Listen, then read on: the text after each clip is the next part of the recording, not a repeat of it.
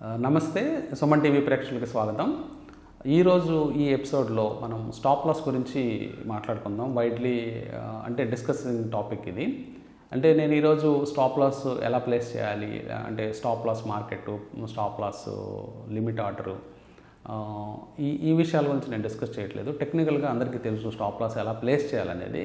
ఆ వీడియో కాదు ఇది. సో ఇక్కడ ఏంటంటే సైకలాజికల్గా ఎలాంటి ప్రాబ్లం వస్తుంది స్టాప్ లాస్ ప్లేస్ చేసేటప్పుడు, అలాగే స్టాప్ లాస్ ఏ సందర్భాల్లో మనము పెట్టడంలో ఫెయిల్ అవుతాము, స్టాప్ లాస్ని కంటిన్యూ చేయడంలో ఫెయిల్ అవుతాము, ఇట్లాంటి టాపిక్స్ గురించి నేను మాట్లాడదలుచుకున్నాను.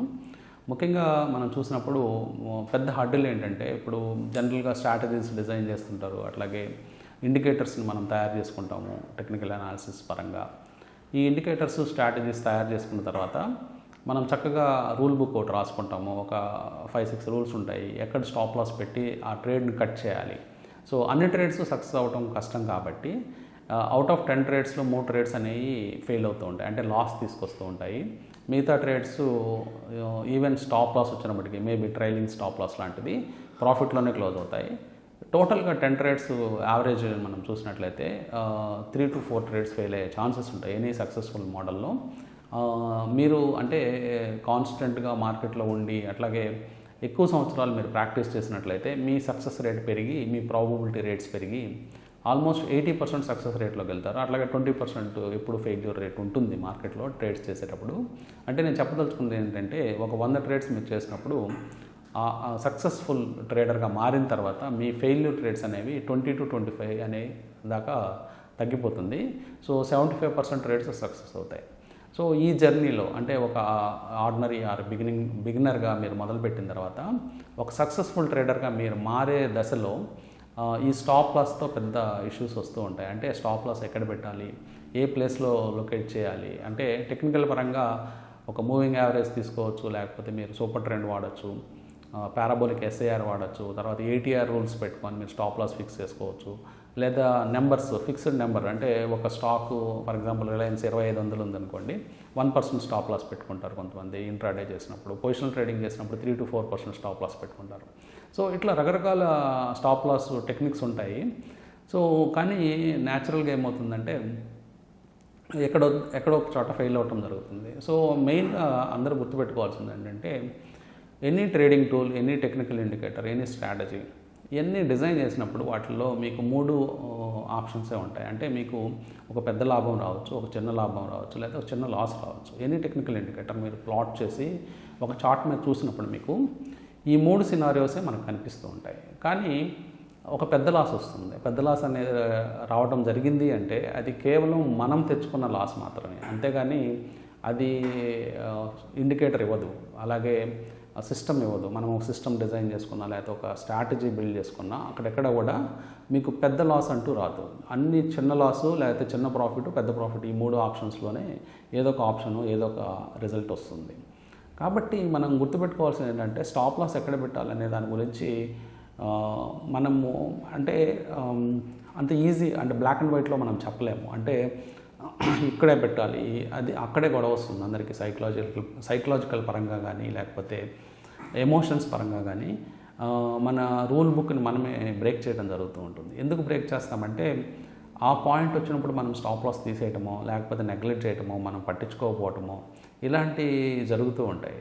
సో అంటే మన స్టాప్ లాస్ని మూవ్ చేసేది మన ఎమోషన్సే. అంటే చాలా సందర్భాల్లో ఏం జరుగుతూ ఉంటుందంటే, మన స్టాప్ లాస్ హిట్ అయిన తర్వాత మళ్ళీ మన స్టాకు రివర్స్ అయిపోవటం, లేకపోతే మనం చేసిన ట్రేడ్ రివర్స్ అయిపోవటం, అనవసరంగా మనం స్టాప్ లాస్ పెట్టుకొని లాస్ పొందామని మనం బాధపడటం, ఇవన్నీ మనం చూస్తూ ఉంటాము. అందువల్ల మళ్ళీ నెక్స్ట్ టైం ట్రేడ్ వచ్చినప్పుడు మనం స్టాప్ లాస్ పెట్టాం.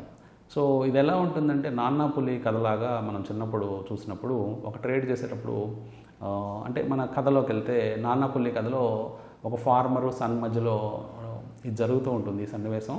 సో పులి వచ్చిందని కామెడీగా చెప్పడం, అంటే రాంగ్ ఇన్ఫర్మేషన్ ఇవ్వడంతో ఫాదరు నెక్స్ట్ టైం రియల్గా పులి వచ్చినప్పుడు అది అటెండ్ కాడు సన్కి. సో మేజర్ పెద్ద లాస్ పొందుతాడు. అట్లాగే మనం ట్రేడింగ్ చేసేటప్పుడు చాలా సందర్భాల్లో మన ట్రేడ్లో స్టాప్ లాస్ వచ్చినప్పుడు నానా పులి కథలో లాగే మనకి ఏమవుతుందంటే పులి రాదనమాట. అంటే జస్ట్ మన స్టాప్ లాస్ హిట్ అయిపోయి మళ్ళీ ట్రేడ్ రివర్స్ అయిపోతూ ఉంటుంది. సో ఈ సన్నివేశం సేమ్ రియల్ ట్రేడింగ్లో కూడా మనకు జరుగుతూ ఉంటుంది.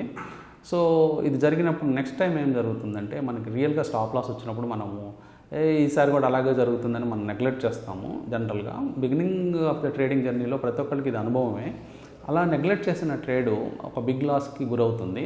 సో ఆ బిగ్ లాస్ని మళ్ళీ మనం కవర్ చేయడానికి short term techniques, short term opportunities ఇట్లాంటివి మనము ఏదో ఎతుకుతాము, కానీ అవేమీ సఫలం కావు.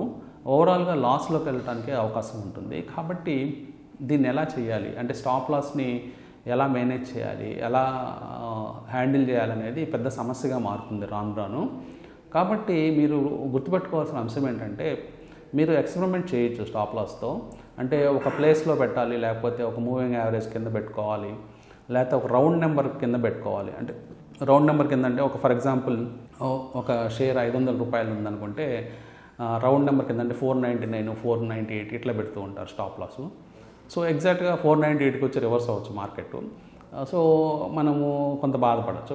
సో ఇదంతా ఏంటంటే ఒక ఎక్స్పీరియన్స్తో, ప్రాక్టీస్తో మీరు ఆ డిజైన్ని మీరు తెలుసుకోగలగాలి. అంటే ఎక్కడ పెడితే మెజారిటీ ఆఫ్ ద సిచ్యువేషన్స్ మనం దొరకము మార్కెట్కి అనేది మీకు తెలుసుకోగలిగితే మీకు సక్సెస్ అనేది వస్తుంది. సో అందరూ ఏమనుకుంటారంటే స్టాప్ లాస్ ఎమోషన్స్తో కూడుకున్నది, సో ఎమోషన్స్ ప్లే చేయడం వల్ల మనం స్టాప్ లాస్లు పెట్టలేకపోతున్నాం అనుకుంటూ ఉంటారు.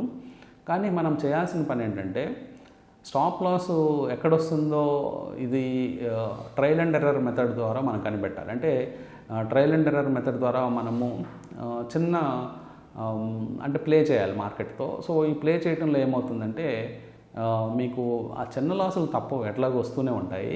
కానీ కొంత ఎక్స్పీరియన్స్ తర్వాత, కొన్ని సంవత్సరాల అనుభవం తర్వాత మీకు ఏమవుతుందంటే ఒక పర్ఫెక్షన్ వస్తుంది దాంట్లో కూడా. సో పర్ఫెక్షన్ వచ్చిన తర్వాత మీ probability of success rate 80% reach అవుతుంది. కాబట్టి ఆ పాయింట్ దాకా మీరు స్టాప్ లాస్తో ప్లే చేయాల్సి ఉంటుంది. ఆ ప్లే చేసే జర్నీలో ఎట్టి పరిస్థితుల్లో పెద్ద లాస్ తెచ్చుకోకూడదు. చిన్న చిన్న లాసులతోనే రకరకాలుగా ప్లే చేయడం అలవాటు అవుతుంది. సో ఫైనల్గా మీరు after experience of so many years ఏముంది జరుగుతుందంటే ఇది ఒక డిజైన్ ప్రాబ్లమే కానీ ఇది ఒక ఎమోషనల్ ప్రాబ్లం కాదు అని మీరు అర్థం చేసుకుంటారు. ఆ స్టేజ్కి మీరు వచ్చిన తర్వాత మీ ట్రేడింగ్ లెడ్జరు క్లియర్గా కంటిన్యూస్గా ప్రాఫిట్స్లోకి వెళ్తూ ఉంటాయి. ఆ పాయింట్కి రీచ్ అయితే మీరు స్టాప్ లాస్లో మీరు ఈ విద్యని అంటే స్టాప్ లాస్ విద్యని నేర్చుకున్నట్టు అవుతుంది. సో సింపుల్గా ఒక స్ట్రాటజీ యూట్యూబ్లో నేర్చుకోనో లేకపోతే ఇంకో చోట నేర్చుకోనో ఒక స్టాప్ లాస్ నేర్చుకున్నంత మాత్రాన మీ ట్రేడ్ సక్సెస్ అవుతాయి అని గ్యారంటీ లేదు. ఎందుకంటే ఈ స్టాప్ లాస్ అనేది మీరుగా నేర్చుకోవాల్సిన అంశము. ఎక్కడ ప్లేస్ చేయాలి, ఎలా ప్లేస్ చేయాలి, ఏ టూల్స్ వాడాలి, ఇదంతా చాలా ట్రేడ్స్ తర్వాత, ఎంతో ఎక్స్పీరియన్స్ తర్వాత ఆ డిజైన్ ఫాల్ట్ని మీరే ఐడెంటిఫై చేసుకొని మీరు సక్సెస్ అవడానికి అవకాశం పెంచుకుంటారు. ఓకే అండి, థ్యాంక్ యూ.